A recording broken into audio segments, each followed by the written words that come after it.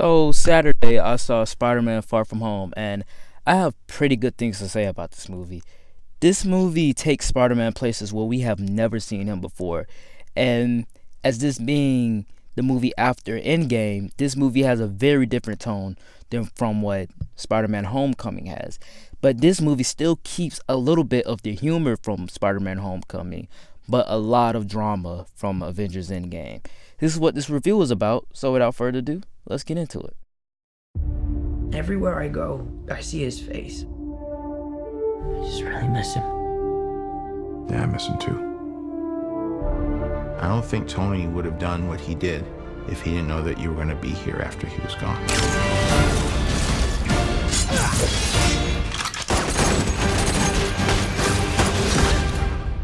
You gonna be the next Iron Man now? Well, no, I don't have time. I'm too busy doing your jobs. What? I'm kidding. Look, keep up the good work. Because I am going on vacation. Heads up, Nick Fury's calling you. I don't really want to talk to Nick Answer Fury. the phone. Why? Because if you don't talk to him, then I have to talk to him. I don't want to talk to him. You sent Nick Fury to voicemail? I gotta go. You do not ghost Nick Fury. What up, dorks? What's up? We're just talking about the trip.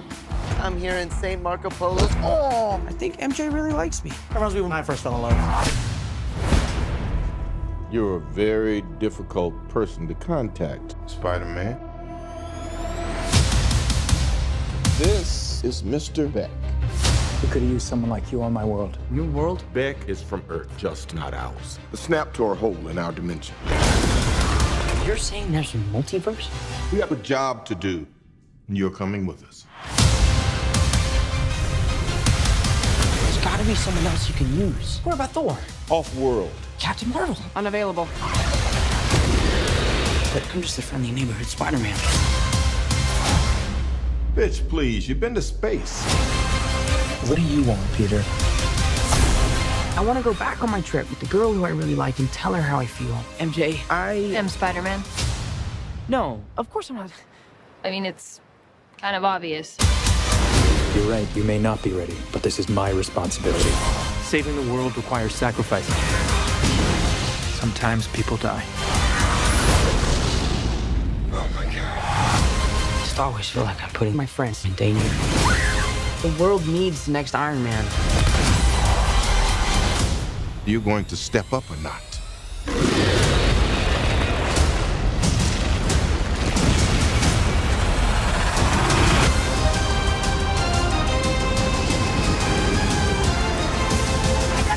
Out of here! Get on the jet! Who are you? I work with Spider-Man. You work for Spider-Man? I work with Spider-Man, not for Spider-Man.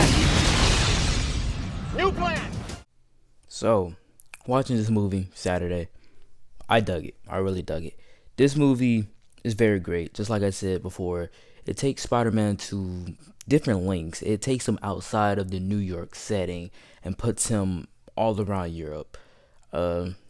This movie, and it pulled on my heartstrings a little bit as it being a different type of Spider-Man film.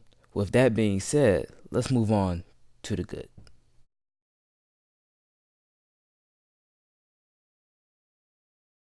And obviously, the best thing that comes to mind is the comedy. Just like Spider-Man: Homecoming, this movie is a comedy inside of the MCU. But with this movie coming after Endgame, the tone dramatically shifts downward. As the tone was darker in Avengers: Endgame and the stakes were higher, the stakes in this movie are not as high and the tone is a little bit lighter. This movie had a lot more jokes in it than it did in Spider-Man: Homecoming, and I felt like I laughed more in this movie than I did in Homecoming. This movie takes Peter Parker to a whole different level, whereas he doesn't want to be Spider-Man. He doesn't want to save the world. He just wants to go on the trip with his friends and have a great time and not have to have the weight of the world on his shoulders already. Mysterio, he was a great villain. He was a great villain. He was a great villain. The way that they marketed him as a hero, I felt like that was good. But then again, this is what puts us in the mixed.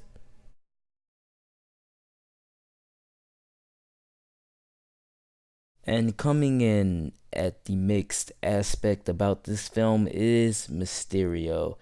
And the way they marketed the film, you know, with MJ figuring out Peter Parker's secret identity, it didn't play the same way as I thought it would, as the way they showed it in the trailer. And Mysterio's exposition dump, it kind of gave us a lot of information, a lot of info about what's going on. And it gave us a little bit more backstory, and it kind of ties everything together.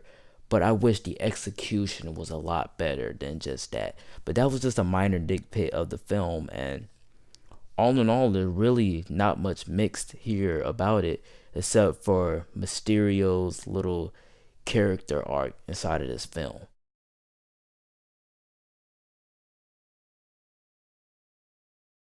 And moving on to the bad part about this movie, I just felt like they kind of rushed over about the events of what happened in Avengers Endgame, because obviously this film does not pick up directly after Avengers Endgame. Like directly after the funeral of Iron Man, this does not pick up.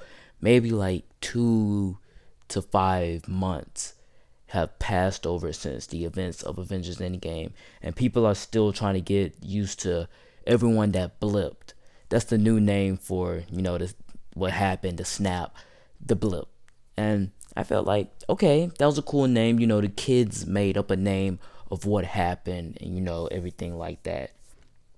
But all in all, this movie, I like it. I like it as a comedy. If you watch it as a comedy and a Spider-Man movie and a movie inside the MCU, then you're going to love it. But if you watch this movie as a sequel right after Avengers Endgame, what the world is after Avengers Endgame, there's not much to it, because this is still a comedy. So everything that happened in Avengers Endgame is basically like a joke now. You know, it's basically like a joke. So you kind of feel that inside of the movie a little bit more. You know, everything that happens, you know, Tony Stark's death, Black Widow's death, Captain America turning old.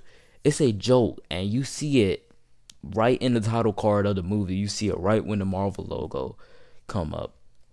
But all in all, I think this is a great movie, and probably one of the best Spider-Man movies I've ever seen. I saw this in theaters Saturday, so one of the best Spider-Man movies I have ever seen.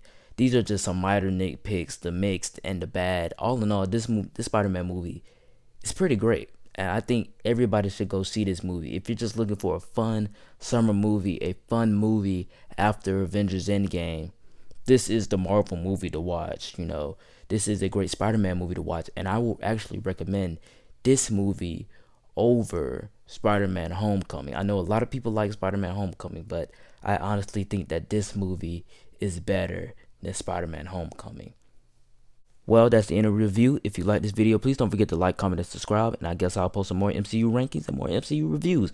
Without further ado, like, comment, subscribe. Guess I'll see y'all next time. Peace.